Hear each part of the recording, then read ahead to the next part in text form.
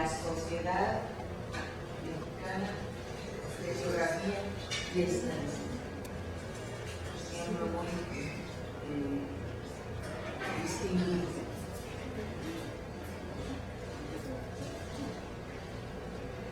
Mira, a mí me toca platicarles sobre el ambiente en el cual las ideas de Darwin llegaron a México y de cómo es que tenemos una gran diferencia de lo que sucedió en nuestro país en comparación con otros pueblos. Ustedes saben que en los Estados Unidos todavía a estas alturas están luchando personas por defender las ideas de Darwin, por estar de acuerdo con el revolucionismo. Sin embargo, en México eso fue de alguna manera completamente diferente. El siglo XIX tiene la gran importancia de que cuando se trata de comprender su desarrollo histórico relacionado con la ciencia y la tecnología, los avances logrados fueron consecuencia directa de la revolución científica del siglo XVI, cuando se creó una forma diferente de pensar, generando los orígenes de la ciencia moderna, que dieron lugar en una etapa siguiente al cambio más trascendente desde el Renacimiento, la creación del método científico como elemento indispensable para que la ciencia moderna se estructurara. Al iniciarse el siglo XIX, los hombres de ciencia compartían la certeza de haber conseguido pleno entendimiento y por tanto control potencial sobre el medio ambiente. Para ellos, la capacidad humana podría entender los misterios más complejos de la naturaleza. Llegaron a pensar que bastaría con extender gradualmente los métodos experimentales y matemáticos de la mecánica a los demás temas de la física y en la medida de lo posible también a los de la química y de la biología, forma de pensar que se mantuvo hasta la misma víspera de los avances revolucionarios que se produjeron al finalizar el siglo XIX. Dos generalizaciones de envergadura surgieron durante ese periodo, una relacionada con la física, la ley de la conservación de la materia, para explicar el intercambio de las diferentes formas de energía que surgió del estudio del manejo del carbón como combustible, fenómeno que al ser expresado matemáticamente dio nacimiento a la termodinámica, y la otra generalización se dio en el campo de la biología, la teoría de la evolución precisamente, que resultó de la acumulación de datos y argumentos a favor del proceso evolutivo.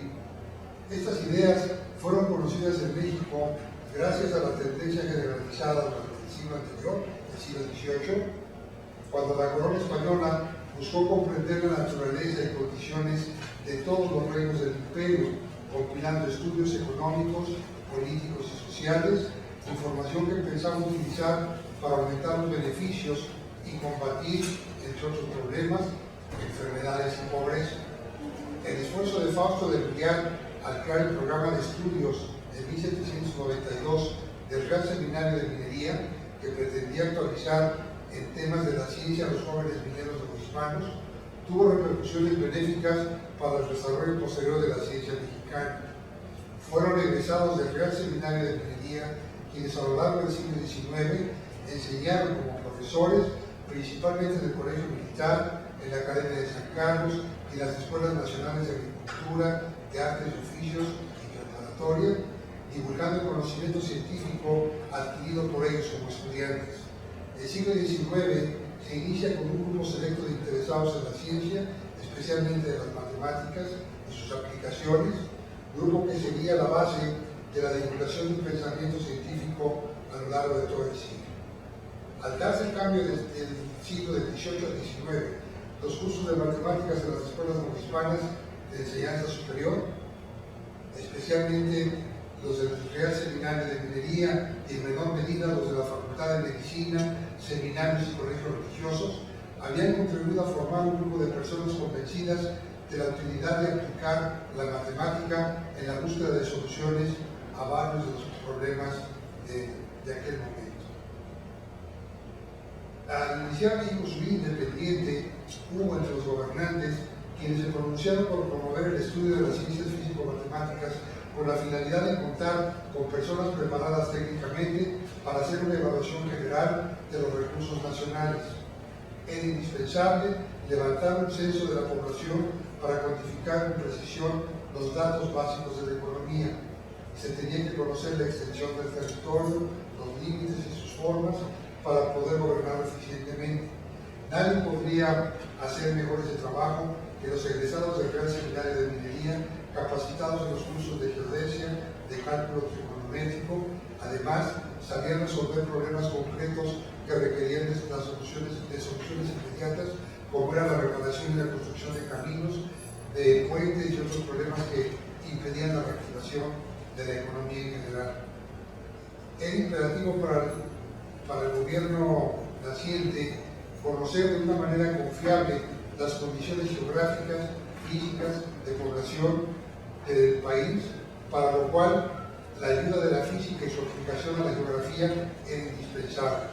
Estaban convencidos de que una vez que se supiera la dimensión, geografía, población, productos naturales, agrícolas y artísticos, montañas, volcanes, ríos y todo cuanto pueda contribuir a dar una idea cabal de la grandeza de México, decían, se podrían tomar las medidas adecuadas para orientar el desarrollo.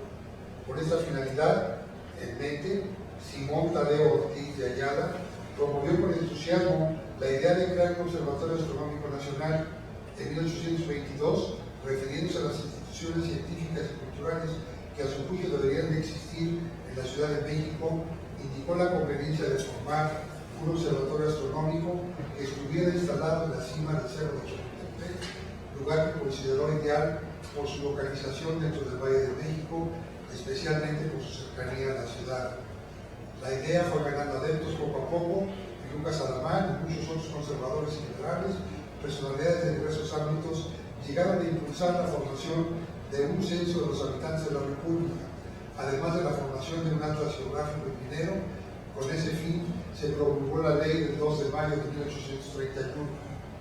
Un paso adelante se dio en mayo del 33 al crearse formalmente el Instituto Mexicano de Geografía y Estadística, con la participación de los sabios de más alta reputación en estas materias. Contaron con el compromiso gubernamental de apoyarlos con todo lo necesario para que pudieran llevar a término su tarea. En apoyo del mismo, apoyo del mismo propósito, en octubre del 33, el gobierno liberal creó una dirección central para coordinar la enseñanza superior en todo el territorio nacional. Una de las medidas fue transformar el Colegio de Minería en el tercer establecimiento de ciencias físicas y matemáticas, ampliando en su programa de estudios los cursos de geografía, astronomía y cosmografía. Se justificó la medida argumentando que los métodos astronómicos eran ampliamente utilizados en trabajos de ingeniería, topografía y geodesia.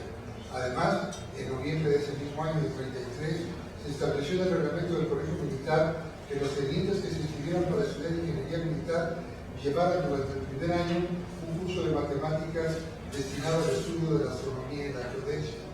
Como resultado de esas medidas, en la práctica profesional, durante la segunda mitad del siglo XIX, fueron los egresados de estas dos escuelas quienes más contribuyeron con sólidos conocimientos prácticos de astronomía en las comisiones encargadas de fijar por todo el país las coordenadas geográficas de las principales poblaciones y trazar los límites territoriales de la nación.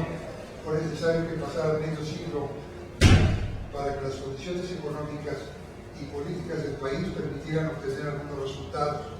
Por ser las mayores fuentes proveedoras de jóvenes ingenieros conocedores de tales técnicas, el Colegio de Minería y el Colegio Militar recibieron una atención privilegiada, tomando en cuenta la situación general del país. A medida que el país parecía tranquilizarse, el gobierno liberal decidió dar mayor impulso a ese reconocimiento territorial. En 1856 se formó una comisión científica con la presidencia del ministro de Fomento, Manuel Siliceo. Al frente de la sección de Astronomía y Geodesia quedó Francisco Díaz Covarrubias. Al restaurarse la República, después del fracasado intento de imperio de Maximiliano, en el país mejoraron las condiciones y se estableció un ambiente favorable para el desarrollo cultural. El presidente Juárez retomó la idea de crear el Observatorio Astronómico y encargó en 1867 al oficial mayor del Ministerio de Fomento, Francisco Díaz Covarrubias, la creación del Observatorio Astronómico Nacional con la recomendación de tomar en cuenta los diversos intentos fallidos. La decisión gubernamental de fomentar y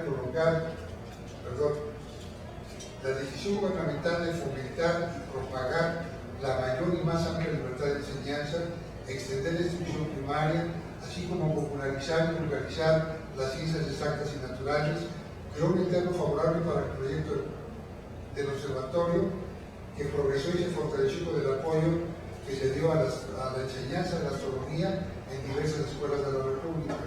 En estos tiempos, en la azotea del Palacio Nacional había un pequeño observatorio astronómico que desde luego no cumplía con los requerimientos que eran necesarios ya para esas fechas.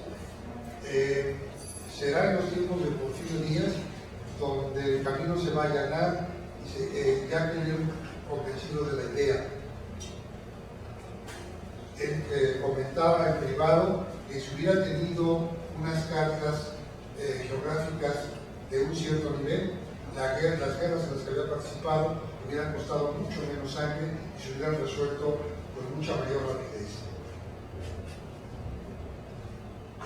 Una vez que se funda el observatorio, finalmente lo que quiero resaltar es el hecho de que el observatorio se funda y empieza a funcionar en la década de 1870 a 1880, que es justamente cuando llegan las ideas de Darwin. Eso quiere decir que hay un grupo de mexicanos no solo interesados y preparados para desarrollar lo relacionado con la astronomía, sino que además a nivel mundial son personas que compiten con los mejores del mundo. Incluso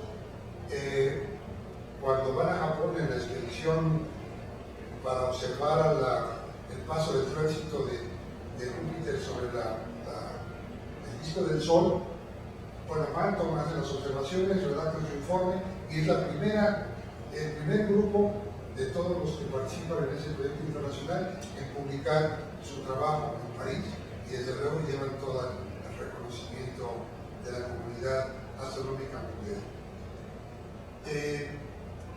Debo relatarles otro campo, el que ahora se conoce como la pseudociencia. La pseudociencia se ha definido como la creencia o el proceso que se presenta como ciencia en un intento de ser reconocido como legítimo y que por sí mismo no puede obtener. A menudo se presenta como ciencia marginal o ciencia alternativa. Para nosotros del siglo XXI, su mayor debilidad está en la falta de apoyo experimental de casos detenidamente controlados y cuidadosamente interpretados, de tipo similar al que proporcionan base a las ciencias naturales y que contribuyen a su progreso. El tema ha sido poco estudiado por historiadores de la ciencia mexicana. Sin embargo, el origen prehispánico de gran parte de lo que consideramos la pseudociencia le ha dado permanencia y parte de ese conocimiento ha pasado al cuerpo de la ciencia moderna cuando ha podido ser expresado en términos aceptados por los científicos. En el medio mexicano, el mejor ejemplo lo tenemos en el caso de la medicina, ya que su preeminencia se manifiesta en diversos campos paralelos de la ciencia, tales como es el caso de la biología, la zoología, la física y la química. La práctica de la medicina en el siglo XIX se presenta como un desarrollo que pasa por una etapa de transición donde perdió una continuidad de los llamados esquemas coloniales, que ahora decimos virreinales.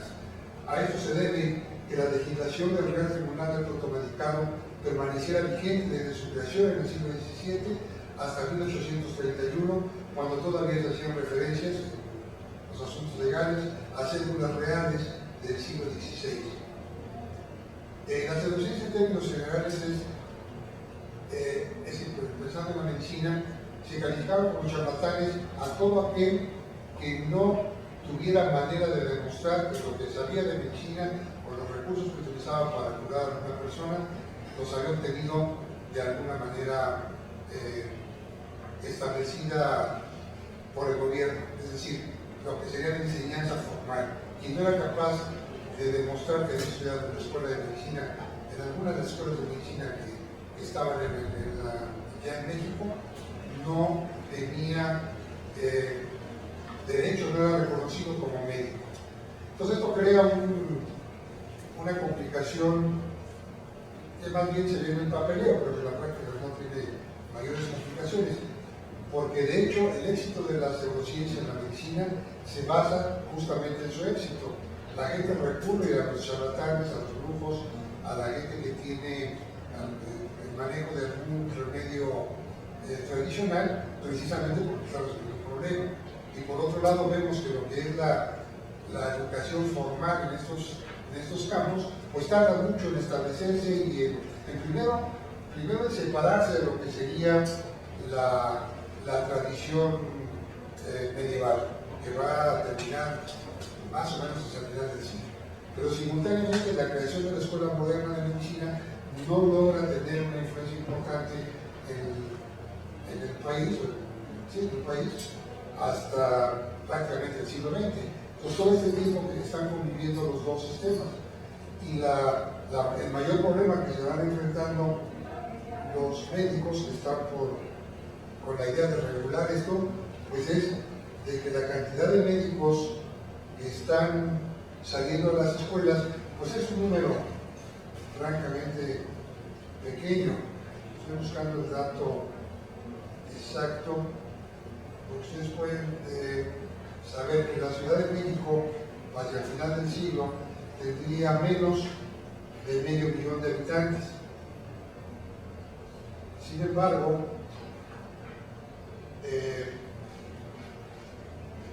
tiene, no recuerdo el dato exacto, pero tiene menos de 100 médicos validados para esa población. Y sin embargo, por el otro lado, tiene cientos de médicos, de brujos, de charlatanes. El término oficial es charlatán, es como se les menciona continuamente. Pero bueno, el hecho es que estas personas son, podemos decir que prácticamente cada familia tiene uno. Entonces, pues la competencia es muy dispareja.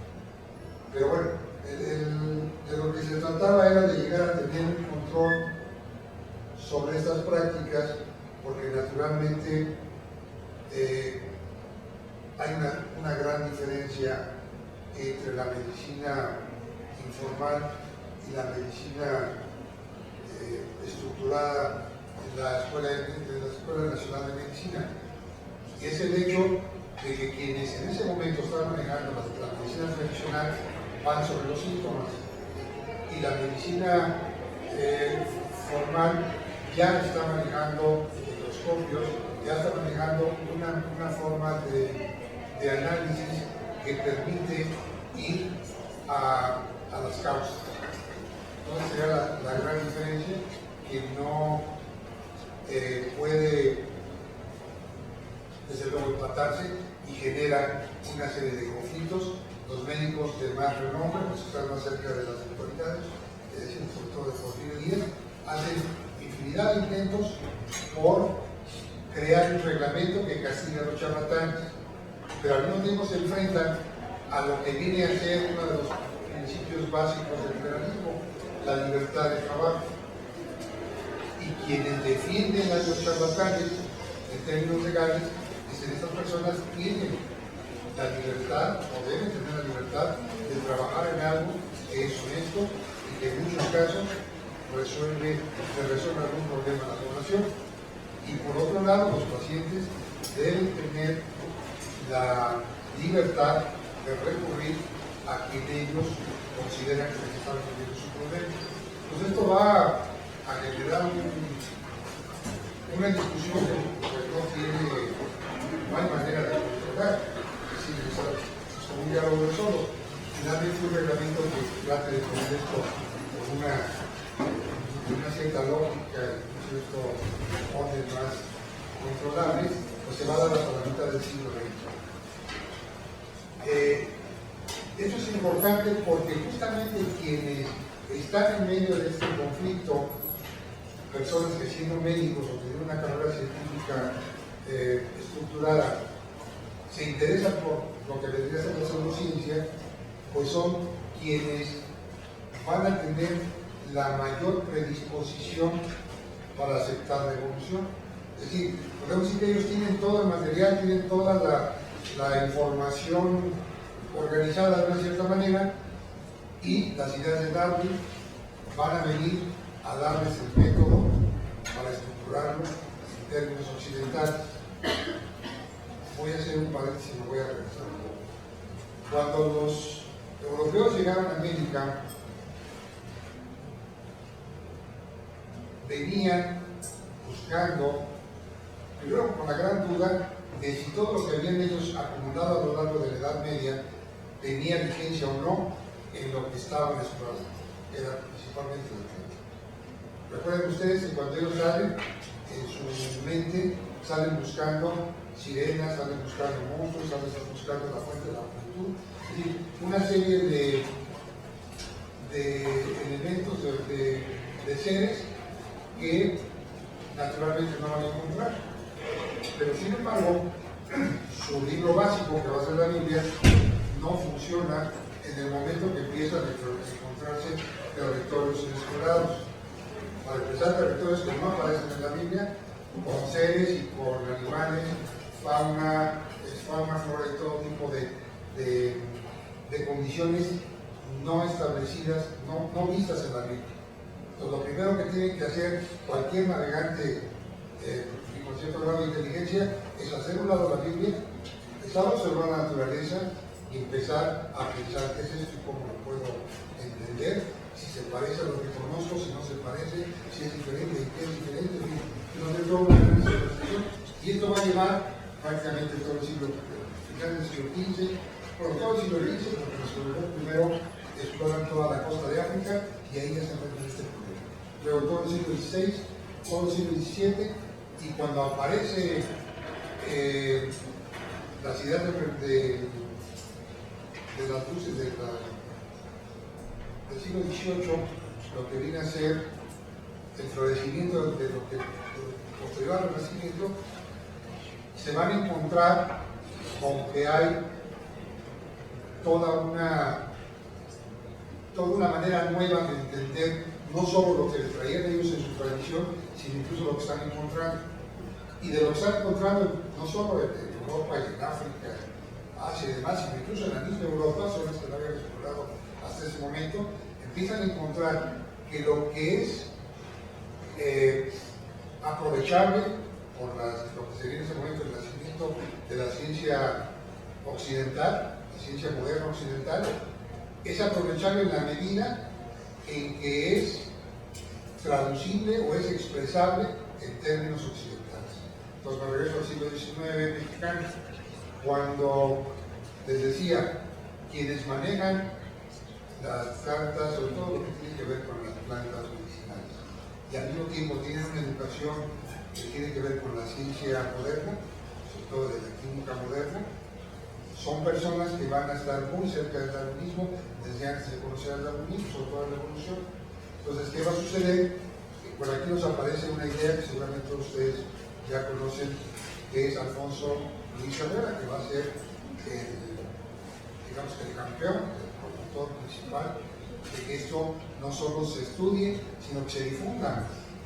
Y vemos que en México, en unas cuantas semanas, yo diría, quizá en menos de un año, para no exagerar, en menos de un año, lo que viene a ser las principales ideas de Darwin aparecidas en su libro sobre el origen de las especies, están incorporadas a los planes de estudios de las escuelas, la escuela normal para profesores, la escuela nacional preparatoria, la escuela de medicina, y para el final del siglo, el evolucionismo en México es algo que tiene más de 2 décadas de estarse enseñando a toda la población. La discusión que se da en la década de los 70, ahí, creo que es el 72, no recuerdo la fecha, pero es el 72, la discusión que se da es entre grupos que desde luego ven las cosas con ciertamente polarizados, pero la discusión más importante no se va a dar en términos religiosos como se ha dado en Estados Unidos o en los lugares de Europa, se da en términos de la metodología. la principal discusión se da dentro de una sociedad científica. Ahora les voy a hablar de las sociedades científicas, que lleva el nombre de Sociedad Científica Metodológica Gabino Barrera, y en ella la discusión es sobre si el método está bien aplicado o tiene una lógica en su desarrollo o no. Lo de la evolución es algo que se da por cierto, por evidente, porque la tradición prehispánica mexicana que permanece en la población, la mayor parte de la población, de una manera totalmente tradicional, o sea, de enseñanza de padres a hijos, es algo que no está en discusión. Todos los mexicanos somos darwinistas casi desde el origen, desde mucho antes de que Darwin existiera. Voy para terminar, a platicarles un poco sobre las sociedades científicas, porque es algo que pienso que puede ser útil para quienes tengan interés por hacer estudios sobre la historia de su disciplina. Es lo que ahora ya conocemos como las sociedades científicas y literarias. Las sociedades científicas y literarias son, en términos actuales, podríamos decir, se trata de sociedades cuyo principal objeto es divulgar la ciencia. La palabra literaria o la palabra literato actualmente la relacionamos más con el arte de la escritura, con lo que tiene que ver con el que vamos a la literatura, pero para los siglos anteriores, sobre todo en los 18 y la primera mitad del 19, la idea es el divulgador. Un literato es un divulgador, pues una sociedad literaria es una sociedad cuya principal función va a ser divulgar el conocimiento. Esto tiene un origen de varios siglos antes, que tiene que ver con lo de las sectas masónicas. Los masones, en su organización, sobre todo en aquel tiempo, tienen dos tareas principales. Una, que sería, pues podemos llamarlo clandestino, lo que tiene que ver con sus intereses políticos y económicos, ya sus intereses de grupo, pero tienen otra función pública, que es la de divulgar precisamente la ciencia. Entonces esto lo hacen organizando estas sociedades que tienen muchos nombres. A lo largo del siglo ustedes pueden encontrar sociedades con el nombre de academias, de tertulias, la cantidad de nombres es bastante extensa, pero lo importante es que se trata de un grupo de personas interesadas en conocer qué es lo último del conocimiento que se está generando en Estados Unidos, o al revés, primero en Europa y luego en Estados Unidos, y se trata de divulgar. Estas sociedades tienen una estructura totalmente abierta. Prácticamente no hay condiciones mínimas para que la gente participe. Y tiene una característica que a mí me parece que es la fundamental. En la medida que la universidad colonial, la universidad medieval, va muriendo, las sociedades van ocupando esa necesidad que tiene la sociedad de mantenerse informados. Entonces estas sociedades van a tener, por un lado, sus reuniones, por otro lado, una manera de divulgar por escrito, que vienen a ser muchas veces los anales, las memorias, una publicación donde van publicando todo lo que va resultando de mayor interés. Y esto es precisamente lo que es útil para nosotros, porque esas sociedades, en primer lugar, son muchas. Yo tengo una lista de más de 200 registradas que se fundaron entre 1800 y 1900.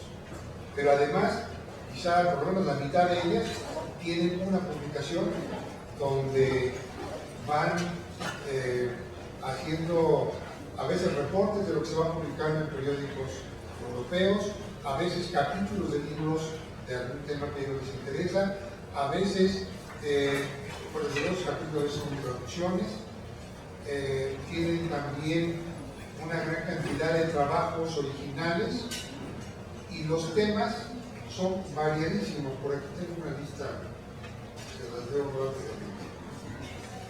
La sociedad más antigua de México,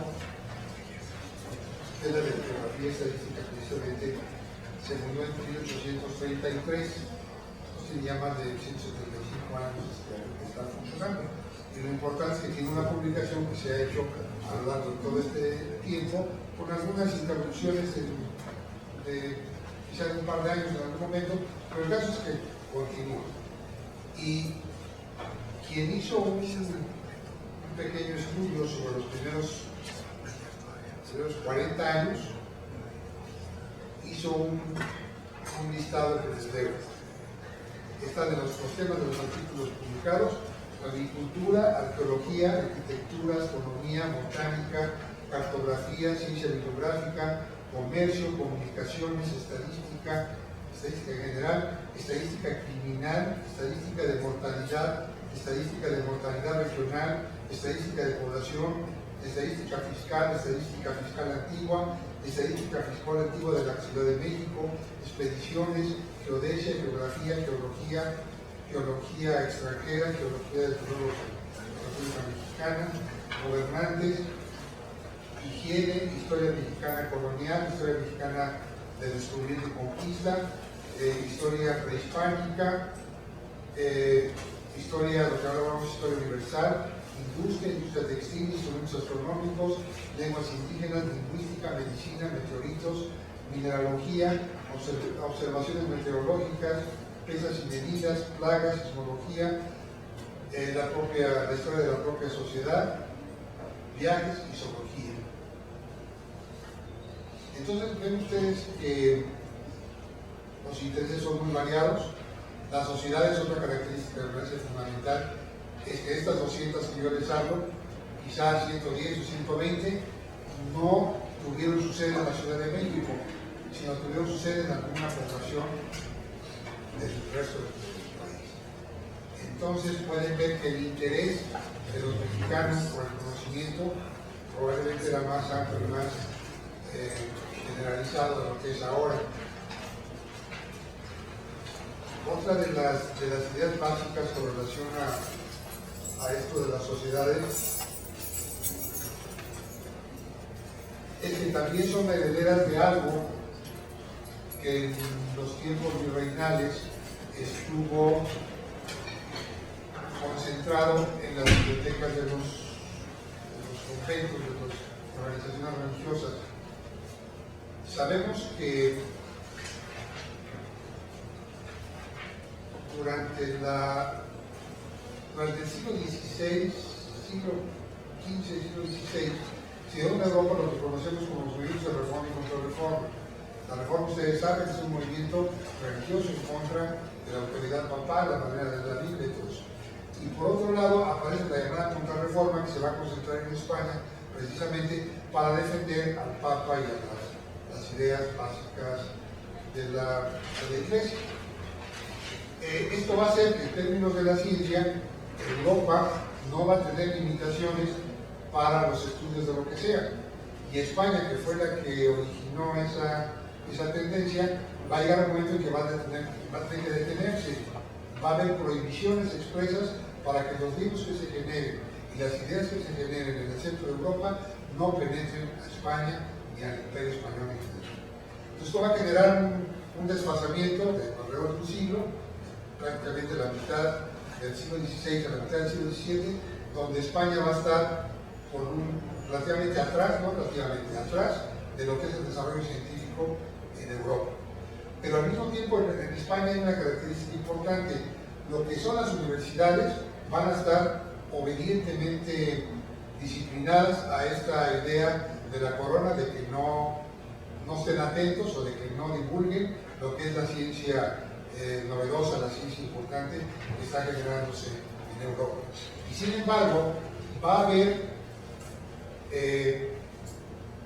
una gran cantidad de nobles, una gran cantidad de obispos ilustrados, de gente importante, comerciantes, que precisamente su fortuna la van a deber a la colonización americana. Son personas que han patrocinado la colonización, la conquista y todo lo que significa el desarrollo de lo que es ahora América, y que por supuesto se van a beneficiar de ese patrocinio. Entonces estas personas van a estar en condiciones de tener a su vez, diríamos ahora, una corte más o menos reducida de gente ilustrada que los está poniendo al tanto de las ideas de lo que está pasando en el centro de Europa. tenemos estos dos mundos. El segundo mundo que les menciono, más bien medio clandestino, y va a ser un poco, o va a estar relacionado con lo que les comentaba yo de los masones y de las sociedades científicas. Y eso va a tener una extensión en México, concretamente en México, en la Nueva España. Y esto va a hacer que en México la difusión de las ideas novedosas se dé en mejores condiciones en algunos detalles de lo que se puede dar en España. En primer lugar, porque quienes viven en México en ese momento no están metidos, no están inmersos en ninguna guerra, tienen un ambiente totalmente favorable para estudiar.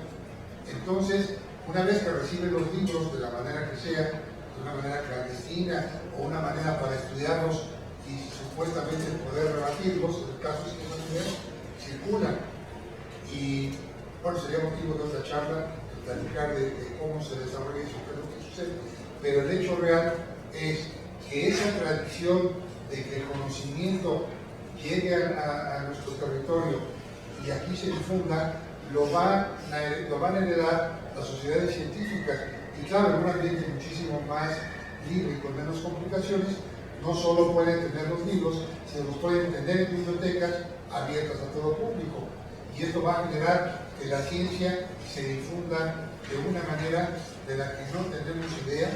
Actualmente no hay estudios que hayan revisado estos detalles con cuidado, pero que seguramente nos van a sorprender mucho porque tenemos un elemento que sí está muy claro en los términos de la política.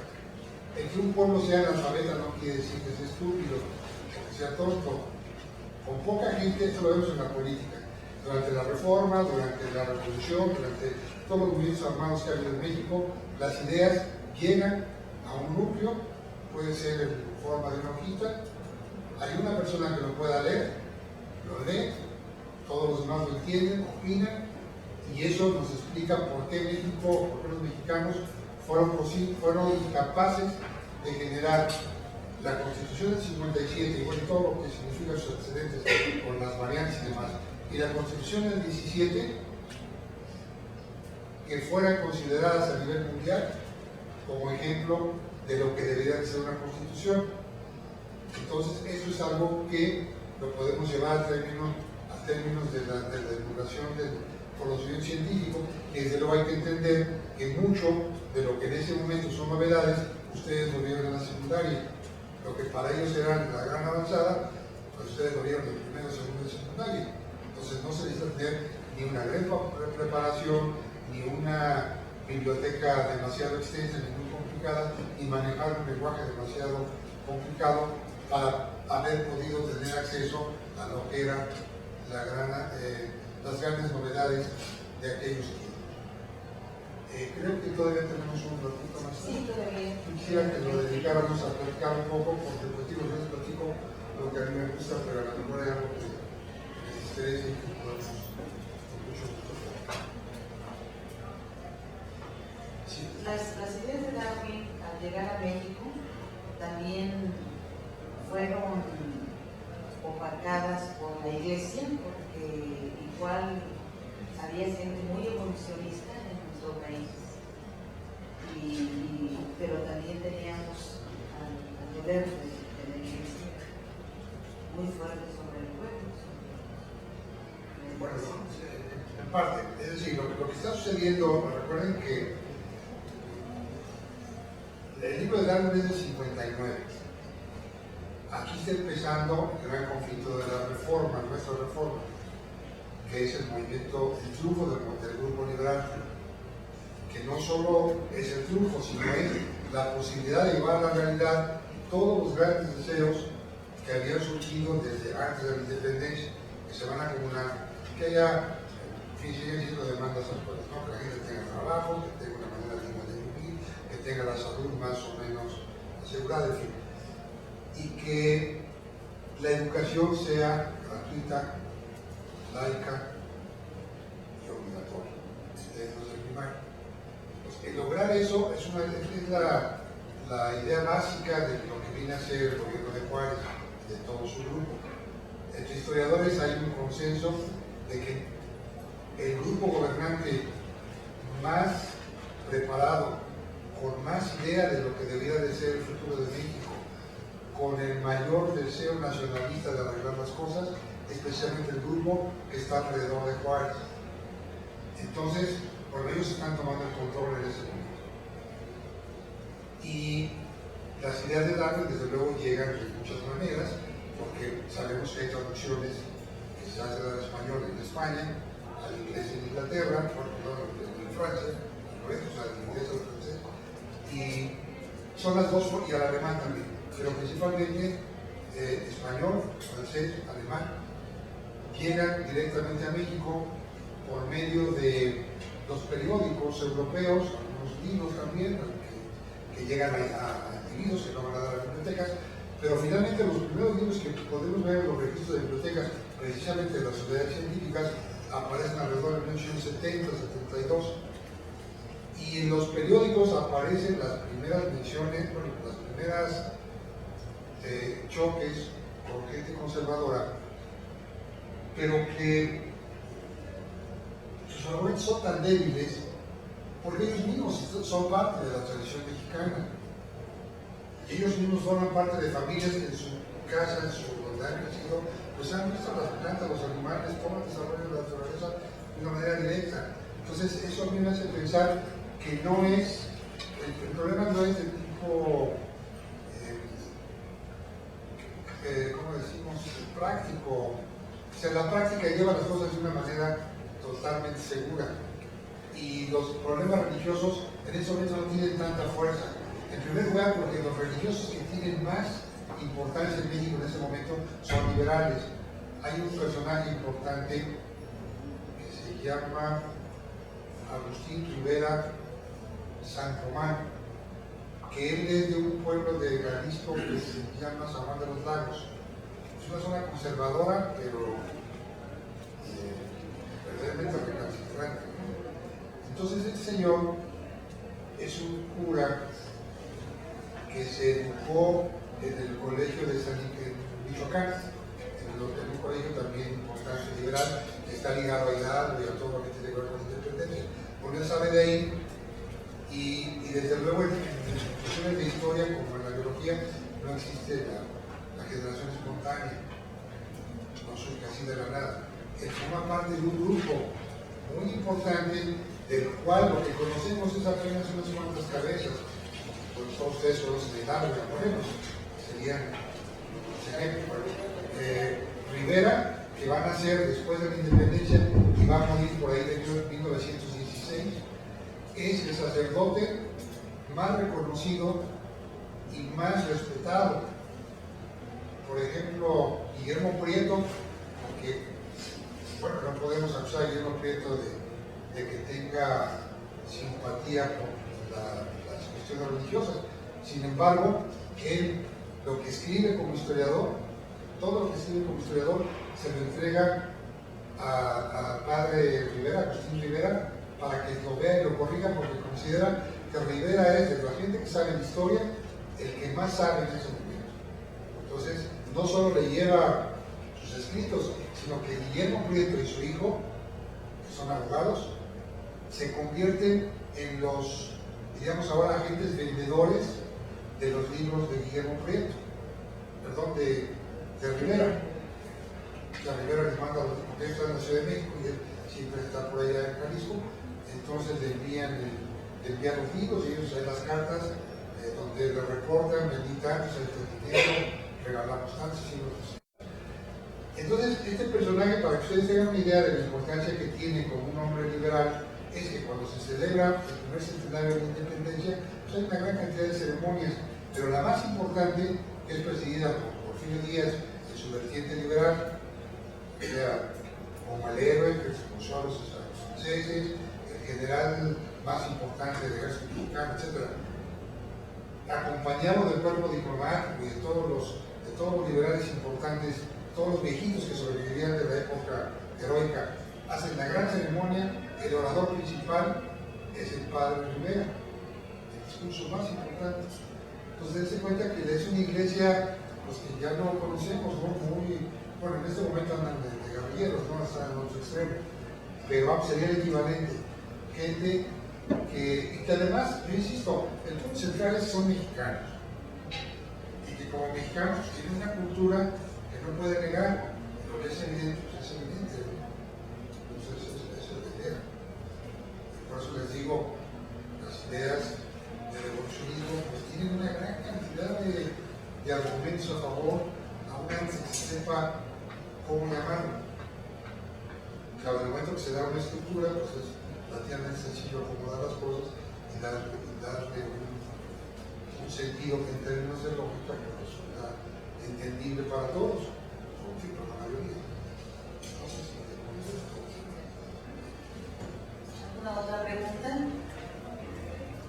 Sí, entiendo que cuando usted dice que la discusión se hizo básicamente en el terreno metodológico y que lo hacían en estas academias de reuniones científicas y demás, pero era basado en las ideas ya de positivismo, o algo así. Lo que pasa es que digamos un poco tarde, no sé si usted habló de eso. Y la otra pregunta que quería hacerle es, ¿existe una documentación en periódicos de lo que, es decir, ya cuando surge ya como tal el darwinismo, como se dio en Europa donde salían caricaturas y todo esto? Sí, incluso repitiendo argumentos muy similares, porque aquí ya vamos 10 o 15 años atrás de la discusión europea. Entonces, ya era algo visto, pero además, claro, la guerra y todas las circunstancias, pues no permitía que esto fuera. La atención se hubiera centrado de esa manera, ¿no? Era a lo mejor motivo de pláticas en términos muy pues, familiares, de grupos muy pequeños. Pero, volviendo a su primera pregunta, Camilo Barrera es el fundador de la preparatoria y desde luego es el gran promotor del positivismo en México. Entonces, él es el principal, es quien objeta de la manera más organizada las ideas de Darwin en ese momento, porque detecta, miren, de memoria no recuerdo el detalle, pero él detecta que hay un problema de lógica, que hay algo ahí que no concuerda, y eso es lo que él alega. No tanto que el evolucionismo sea verdadero o falso o no funcione, sino simplemente que quien está defendiéndolo no lo está, está haciendo una argumentación defectuosa. Hay un libro básico que bueno, yo tuve que ver en él, pero no lleva mi nombre, que se llama algo así como La recepción del darwinismo en México, de Roberto Moreno de los Arcos. Sí. ¿Sí lo conoce? De la Sí, de historia. Tiene una segunda parte que contiene todos los documentos, o sea, de hecho son las discusiones que dieron en la prensa y lo que se dio en las sociedades estas que le comentaba, y ahí están todos los detalles, ahí puede seguir esa comunicación con cuidado. Probablemente haya más, es muy posible porque eso se hizo en 1972, precisamente conmemorando el centenario. Pero bueno, como un principio es creo que lo mejor que hay para poder empezar a entender eso. Y desde luego hay un libro de la doctora Rosaura Ruiz que va también en la misma línea. Entonces eso lo puedo comentar.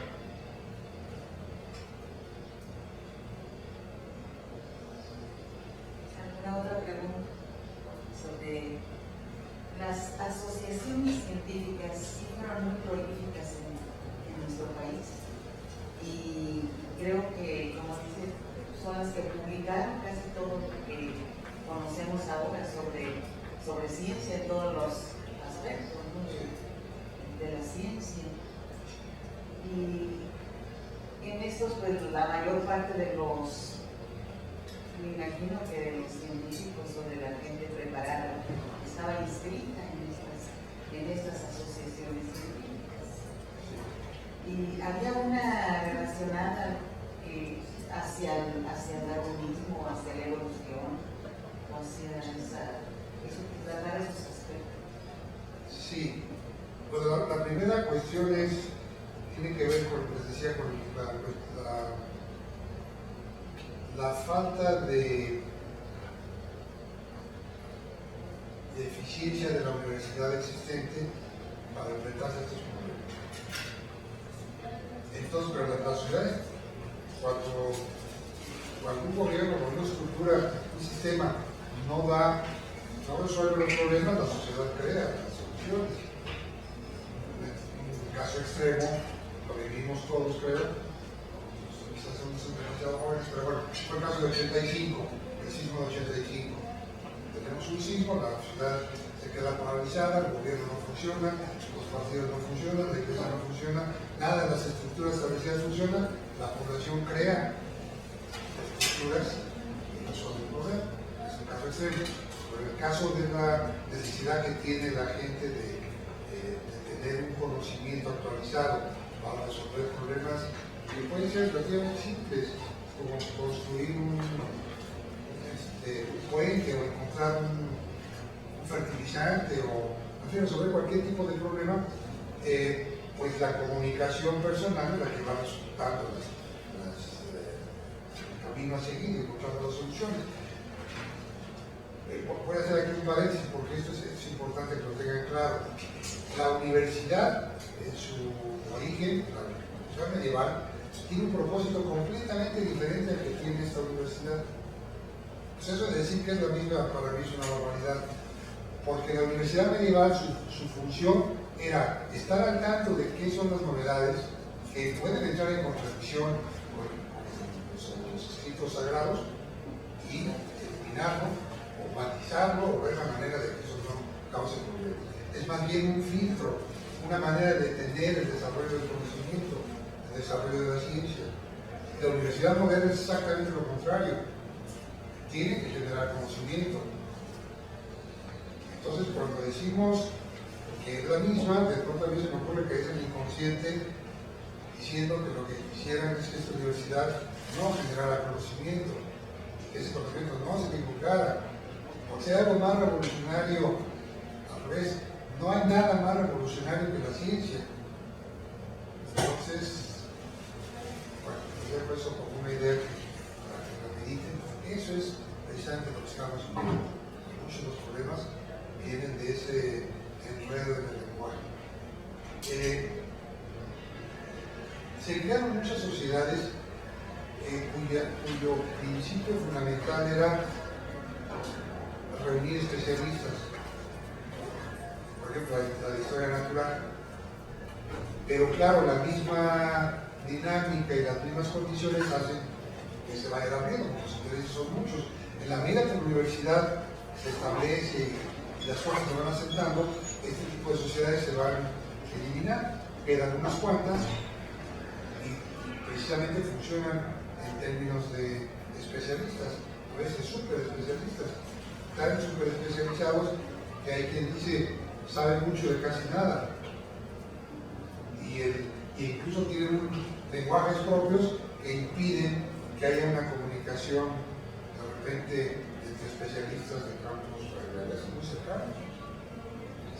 Pero bueno, la idea es que las sociedades cumplieron una función y resolvieron muchos problemas y actualmente nos pueden ayudar a entendernos porque ahí están los orígenes, o más bien la conexión con nuestros orígenes. Mucho de lo que está en esas publicaciones del siglo XIX están dando noticias de lo que era el mundo prehispánico, porque a pesar de todos los pesares, el mundo prehispánico permanece en nosotros. Es algo que tenemos, que queramos o no, aquí está. Y, si queremos entendernos, conviene que sepamos algo de la historia de los antepasados. Sí, sí. ¿Cómo cuánto tiempo tardó en aceptarse toda esta universidad? Se supone que las instituciones sí empezaron a dar la ¿sí? ¿Cuánto tiempo tardó ese lapso en el que sí se daba organización? Pues yo digo que relativamente rápido, porque para el momento que se funda la universidad, estabas hablando de 70, 80, 20, 40 años después ya está la universidad funcionando, ya está todo lo que creo precisamente funcionando. Y bueno, ya no hay discusión sobre si el evolucionismo es el camino o no, está perfectamente reconocido. En términos de historia, les puedo hacer algo breve, una consideración breve. Hay una técnica que nosotros usamos, pero no tiene que ver con algo que manejan los biólogos, ustedes en biología, que le llamamos la teoría de las generaciones. Entonces nos vemos que en términos de cultura, las ideas no permanecen de una manera constante a lo largo del tiempo. Vemos que, por ejemplo, poner las cosas un poco exageradas y contrastadas. No es lo mismo para una persona o dos personas, al compararlas, una persona que haya nacido en tiempos de guerra o una persona que haya nacido en tiempos de paz. Su manejo de todo, absolutamente todo, va a ser diferente, o de la gran mayoría de sus reacciones frente a los estímulos. Pues, por ejemplo, una persona que haya nacido durante la guerra con los Estados Unidos y que haya tenido su infancia, que haya coincidido con ese problema, y sobre todo con los años posteriores, quizá 10 años posteriores, son personas cuyas características frente a la vida van a mostrar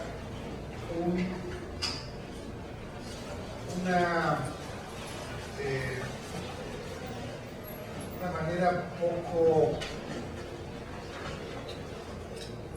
como decimos ahora, más bien lo que llamamos ahora depresión. Van a ser personas que a lo largo de su vida van a ser depresivos y que van a tener a su vez pocas condiciones para enfrentarse a una situación de violencia. Y entonces, quienes han hecho estos estudios encuentran que la mayor parte de las personas nacidas durante la guerra de Estados Unidos, cuando son adultos 40 años después, en el 80, van a ser personas que no van a tener el empuje para tomar el control del país. Y es una de las condiciones, una de las características que van a hacer que Porfirio Díaz permanezca en el poder. Porque quienes naturalmente debieron haberlo desplazado, pues no tuvieron el empuje. Estuvieron en el gobierno, llegaron al gobierno, pero siempre estuvieron en un segundo plano. Y algunos de ellos hicieron trabajos importantes y lograron avances en lo que se dedicaban, pero no tuvieron el suficiente empuje para desplazar a la generación de Porfirio Díaz, que era una generación militar sobre todo, que bueno, había ganado una guerra, había derrotado al ejército más poderoso del momento. Entonces ellos se sentían como una autoridad que los otros no tuvieron manera de competir.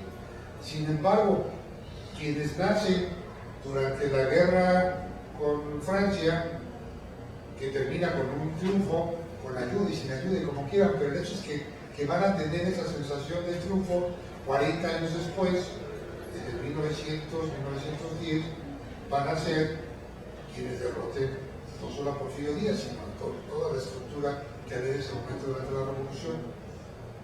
Entonces, el darwinismo que llega precisamente en medio de esa segunda oleada que les comento, va a tener es decir, quienes lo promueven van a tener una actitud muchísimo más, diríamos ahora, arrojada que gentes nacidas en otro momento. Ahora, esto va a repercutir, lo decíamos, en las generaciones, porque si tienen el cuidado de hacer un cuadro donde puedan ver los momentos claves de guerra, de paz, de conflictos, y luego ver biografías de algunos personajes, van a ver que hay una coincidencia interesante en que quienes nacen, por ejemplo, en la última etapa del porfirismo, que es una etapa de cierta tranquilidad, donde lo que se promueve son las comunicaciones en general, pero sobre todo los ferrocarriles, van a ver ustedes que esas personas cuando llegan al gobierno, poco antes de los 50 en México, a su vez van a promover también las comunicaciones.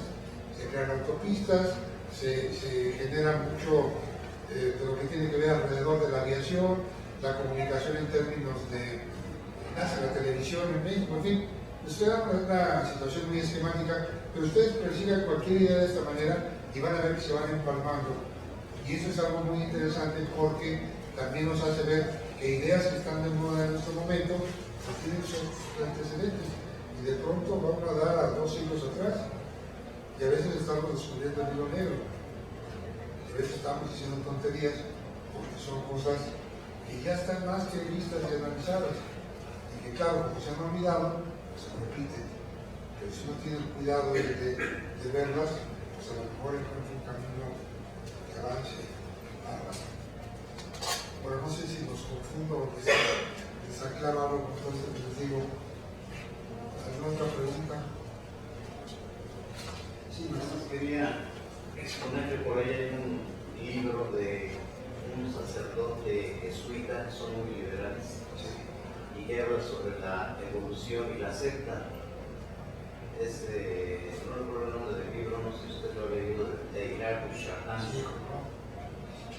Bueno, incluso hay una encíclica, yo no tengo educación en ese sentido, entonces no me sé los nombres, pero para este libro se puso de moda en los 60s, si lo recuerdo, que tiene que ver precisamente con el evolucionismo, pero ya hay una encíclica, yo creo que seguramente incluyó, este sacerdote era jesuita, y ya ve que ellos normalmente son de la sociedad avanzada, entonces entiendo que el Papa, no sé cuál, uno de los últimos, dio una encíclica en la cual quita esa contradicción, trata de entender que no debe haber contradicción entre el pensamiento teológico y el pensamiento científico, que es algo que en México tenemos un precursor del siglo XVII que fue Fray Diego Rodríguez con relación al heliocentrismo.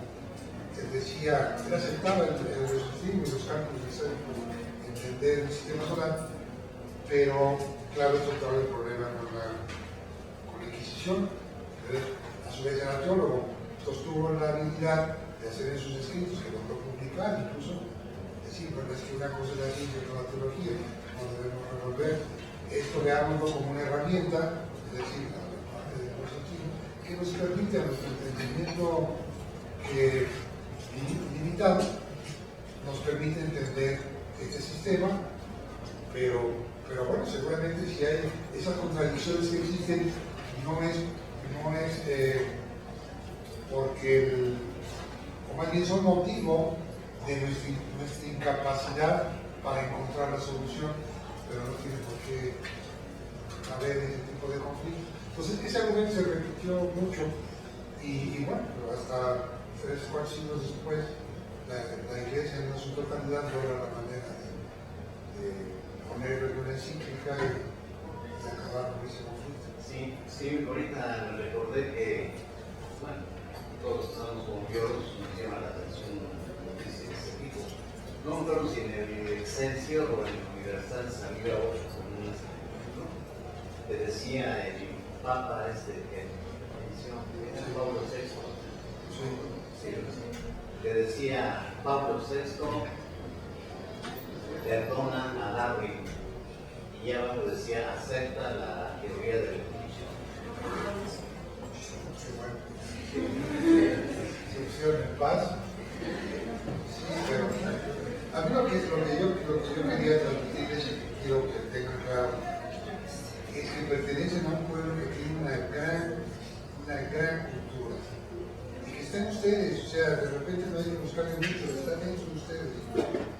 Además estudien y verán que esas soluciones les van a ayudar mejor, a vivir mejor. Quienes hacemos los estudios de historia siempre estamos repitiendo. Estudiamos historia como los astrónomos estudian las estrellas, que también estudian el pasado. Las estrellas y nosotros somos hechos de la misma materia. Nosotros somos producto de lo que los antepasados hicieron. La historia no está para juzgar, no se trata de si hicieron bien, hicieron mal, lo hicieron. Y como lo hayan hecho, repercute en nosotros. Lo que tenemos que hacer es entender qué es lo que pasó, no tratar de encontrar si son buenos o malos. Eso ya quítenselo de la cabeza y no nos lleva a ningún lado, o menos nos lleva a no moverse. Y quienes nos dominan promueven ese tipo de pensamiento, porque entonces uno se siente, es que vinieron entre los europeos puros bandidos y gente de lo peor, los indígenas sacaron muy todos, porque como 40 españoles acabaron con un imperio de millones de personas, y somos tontísimos, somos un grupo de lo peor más lo peor. Ya para acabar les digo esto. Si ustedes toman un poquito de tiempo para pensar quiénes fueron los navegantes que vinieron. Los navegantes que vinieron fueron los mejores navegantes del momento, en las mejores embarcaciones posibles. Y si vinieron esos es porque no había nadie más en el mundo con una embarcación capaz de aguantar el paso por el cruce del Atlántico, de ir y volver además.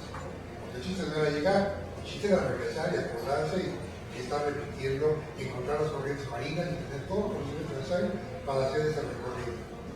Los siguientes que vinieron fueron los conquistadores. Conquistaron un continente en prácticamente, no sé, 2 o 3 décadas.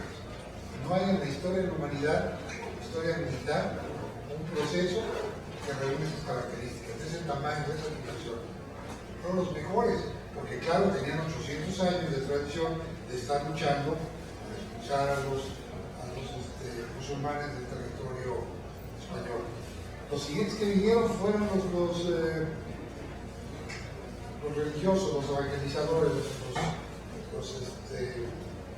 gente que a su vez tenía una tradición también muy larga de varios siglos, como religiosos cristianos, de estar conviviendo con musulmanes y con judíos, estar sentados en una mesa traduciendo los textos griegos y lo que había pasado de Grecia hacia el mundo oriental y que regresaba para ser traducido nuevamente al griego y al latín y a las lenguas griegas.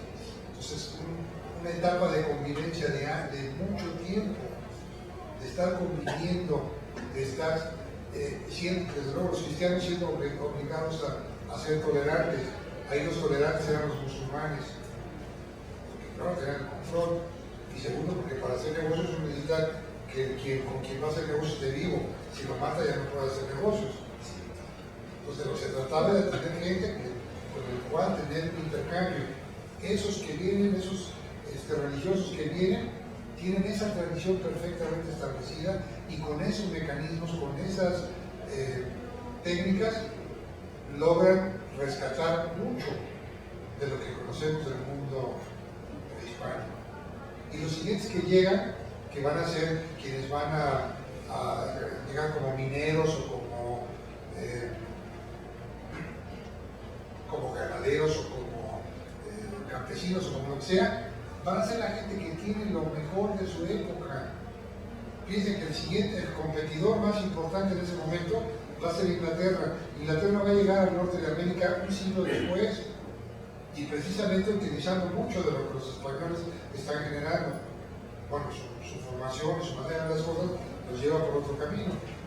Pero el hecho es que lo que sucede aquí es resultado de una gran tolerancia que tiene, desde luego, pues matices y algunos problemas serios en cuanto a la convivencia, pero el hecho es que el resultado, bien o mal, como haya sido, somos nosotros. Y si nos limitamos a estar pensando que uno hizo mal o el otro hizo bien, o al revés, no avanzamos. Y si queremos sobrevivir como pueblo, tenemos que considerarnos a nivel de todos los demás pueblos. No somos ni mejores ni peores. Todos ustedes se saben historias de personas, anécdotas que han ido al extranjero y les ha ido muy bien. De ustedes mismos, algunos de ustedes. ¿Y por qué? Porque nuestra tradición, a pesar de todo, nos sustenta.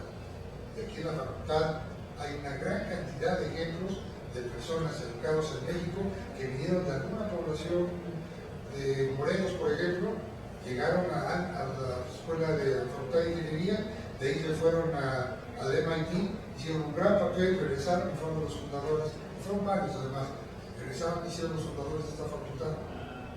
Y en 10 años esta facultad estaba produciendo matemáticos que estaban no solo a nivel adelante de lo que estaba produciendo el resto del mundo, su facultad, sus profesores.